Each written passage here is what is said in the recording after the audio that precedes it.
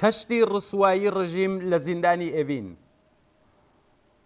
دەسەڵاتی ڕژیمی ئیسلامی ئێران لە سەرەتای هاتنە سەرکاریەوە لەسەر بنەمای شەلاق لێدان و لە سێدارەدان لە بەرچاوی خەڵک و ئەشکەنجەوی ئەدامکردن لە زیندانەکاندا بووە و ڕازیمانەوەی ئەم ڕژیمەش هەر ئەوە بووە. تابەر لە هەککردنی دووربینە مەداربەستەکانی زیندانی ئێڤین لە چەند ڕۆژ لەمەوبەر بێجگە لە چەند نمونە بڵاوبوونەوەی فیلمی ژووری ئەشکەنجە گشت داخوازی بنکراوانی سیاسی و بنەماڵەکانیان گشت زانیاری ڕێکخراوەکانی مافی مرۆڤی ئێران و جیهان بە پێی وتە نووسراوە و وتوبێژی خودی بنکراوانی سیاسی و بنەماڵەکانیان ئامادە دەکرا و ڕژیم و داکۆکیکارانی ئیعتبار و دروستی ئەم بەڵگانەیان دەبردە ژێر پرسیارەوە و یان ڕەدیان دەکردەوە. هەککردنی دووربینە مەداربەستەکانی زیندانی ئێڤین و بڵاوبوونەوەی چەندین فیلمی یەک دەقیقەیی و هەڵسوکەوتی پاسەوانانی زیندان و ئەشکەنجەدەرانی حکوومەت بەڵگەیەکی حاشا هەڵنەگری لە توندوتیژی و ڕەفتاری وەحشیانەی حکوومەتی ئیسلامی لەگەڵ بەدکراوانی سیاسی لە زیندان دایە دەر. ئەم بەڵگە حاشا هەڵنەگرانە خاوەن وەزن و گرنگی یاسایی جدین کە دەکرێ بە هەر دادگایەکی جیهانی کە پێیگیری جەنایەتی دژ بە مرۆڤایەتیە بسپێردرێت.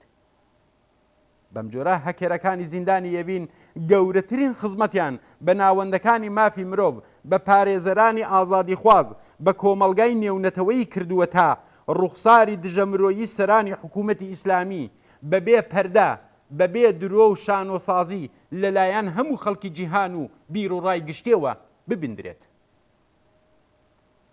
توندوتیژی تۆخی پاسەوانانی زیندان لە سەرەتای چوونە ناوبەندەکانی زیندانی ئێڤین ڕاکێشانی بەندکراوێکی بێهۆش بەسەر ئەرز و پلیکانەکان مشت و شەقلێدانی تێگرایی لە بەندکراوانی دەست و پێبەسترا و دانانی دووربین لە ناو ژوورەکان و زەبتکردنی خصوصیترین وێنەکانی حەمامکردن و دەشویی ژنان و پیاوانی بەندکراو بەبێ ئاگاداری و ڕزایەتی ئەوان ڕوودکردنەوەی بەندکراوان لە سەرەتای چوونیان بۆ زیندان تەنیا چەند نمونەی چکۆلەی چەند دەقیقەیە لە فیلمی هەککراوی زیندانی ئێڤین.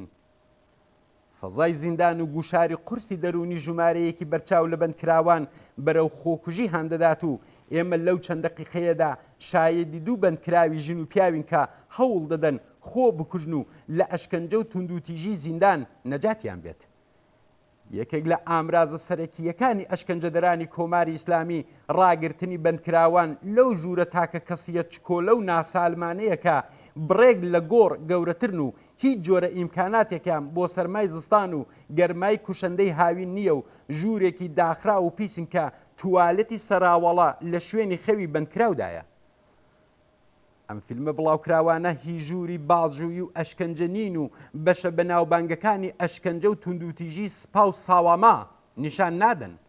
بەڵام بەو حاڵەوە ئاستی توندوتیژی لە حەساری زیندان لە ڕێڕە و ژوورەکان لە حەمام و توالەتەکان یەکجار دڵتەزێن و هاوشێوەی سەدەکانی ناوەڕاستە. زیندانی ئێڤین بێجگە لە ئەشکەنجە و توندوتیژی دژ بە بەندکراوانی سیاسی شوێنی ڕاگررتنی گەندەڵانی ئابووریشەکە برای ڕۆحانی یەکێک لەوانە. بەو جیاوازیەوە کە هەر وەک لە ڤیدیۆکاندا دەبیندرێ شوێنی ڕاگررتنی گەندەڵان و دزانی حکوومەت هاوشێوەی هۆتێلە و هەموو ئیمکاناتێکیان لە اختیاردایە و زۆر جاریش لە مرەخەسیدان. ڤیدیۆکان نیشانی دەدەن کە مەئمورەکان لە بڵاوکردنەوەی مادەی هۆشبەردا دەستیان هەیە و بەستەکانی مادەی هۆشبەر هەڵدەگرن و بە بەندکراوانی دەفرۆشن. وێ دەچێت بە خاتری ڕقابەت لەسەر ئەم بابەتە بێت کە جاروبارە پاسەوانانی زیندان هەر وەک ئاژەڵە وەحشیەکانی ناوجەنگەڵ تێک بەردەبن و یەکتری خوێناوی دەکەن.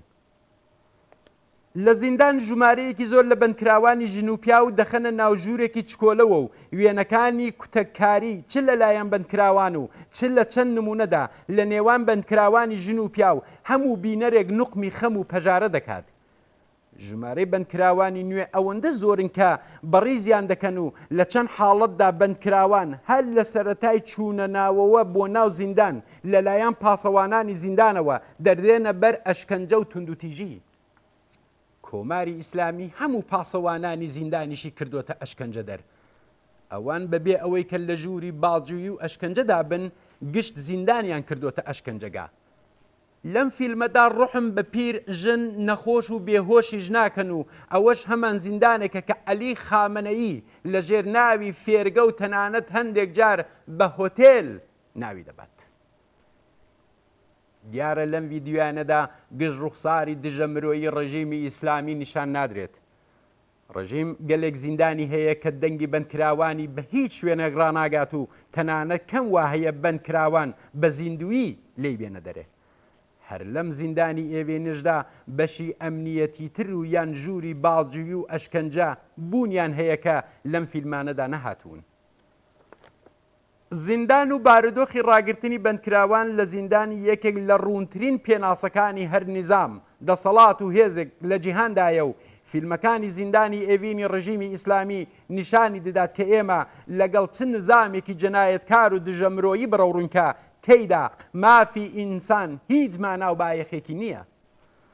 هەروەک چۆن بەندکراوان و کەمپەکانی مەرگ لە ئاشۆی چی نازیەکانی ئاڵمانی هیتلەری دوورگەکانی ڕەگەزپەرستان لە ئافریقای باشوور لە سەردەمی ئاپارتاید توانی ڕێژەی دڕندەیی فاشیزم و ڕەگەزپەرستی نیشان بدات، وێنەی هەکراوی زیندانی ئێڤینیش ڕوخساری قیزەوەن و دژەمرۆیی ڕژیمی کۆنەپەرستی ئیسلامی ئێران بەگشت خەڵکی جیهان نیشان دەدات. ئەم فیلمانە بەڵگەی حاشا هەڵنەگرن بۆ محاکەمە و سپاردنی حاکمانی ئیسلامی ئێران بە دادگا بە تاوانی جەنایەت دژ بە مرۆڤایەتی. فیلمە بڵاوکراوەکان ئەو بەڵگە نەنگینانن کە بە هیچ تەرفەند و هەوڵێک لەلایەن حکوومەتی ئیسلامی و داکۆکیکارانی قیزەوەنیەوە پاساو ناکرێن.